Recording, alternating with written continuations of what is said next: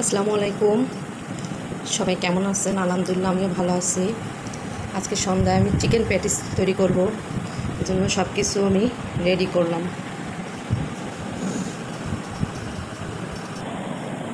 একটা রুটি বেলে নিয়েছি,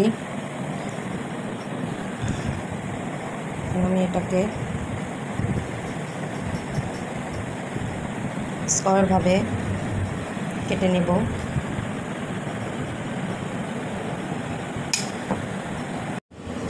হয়ে গেল আমার মাশাআল্লাহ চিকেন প্যাটিস।